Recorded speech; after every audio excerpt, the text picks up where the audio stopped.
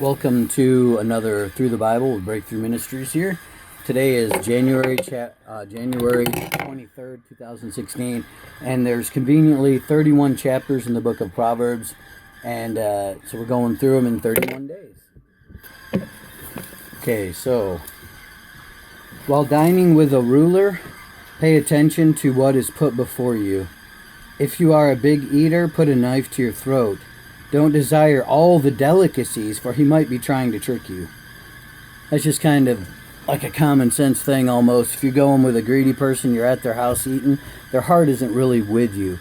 And that's kind of the methodology of a lot of people in this world. Like yeah, here, have, take, but their heart isn't really in it, you know? Don't wear yourself out trying to get rich. Be wise enough to know when to quit. In the blink of an eye, wealth disappears, for it will sprout wings and fly away like an eagle. It's like you got to know when to quit striving after riches and everything, because they can be gone in a second. It's more important to be building relationships, and of course, it's come up again and again while I'm teaching Proverbs that Christ said, lay up riches not here on earth, but up in heaven, because here moth, rust, thieves break in and steal, and just like Solomon said, they can fly away in a blink of an eye. How many times have you gotten that big paycheck, next thing you know, you turned around, it's gone? Sadly, it's a historical fact that most people who win the lottery end up worse off in the end. All right. Don't eat with people who are stingy. Don't desire their delicacies. They're always thinking about how much it costs. Eat and drink, they say, but they don't mean it. You will throw up what little you've eaten, and your compliments will be wasted. Don't waste your breath on fools, for they will despise your wisest advice. Don't cheat your neighbor by moving the ancient boundary markers. Don't take the land of the defenseless.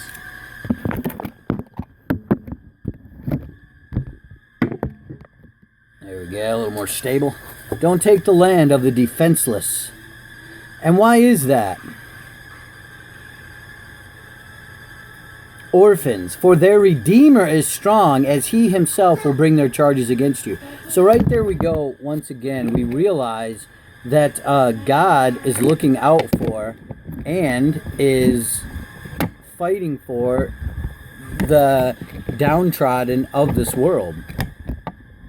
It says their defender is strong, their Redeemer is strong. Who is their defender? Who's the Redeemer?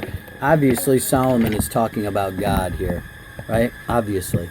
So it's an ongoing theme that, I've read through Proverbs a lot. I've done this one chapter a day thing a long time. And when you're doing it all in sequence like this and going to it every day, you can see almost every other chapter talks about defending the widow, the orphan. So God is really into defending the poor, the widow, and the orphan. Commit yourself to instruction. Listen carefully to words of knowledge. Don't fail to discipline your children. The rod of punishment won't kill them. Physical discipline may save their life. From death. My child, if your heart is wise, my own heart will rejoice. Everything in me will celebrate when you speak what is right.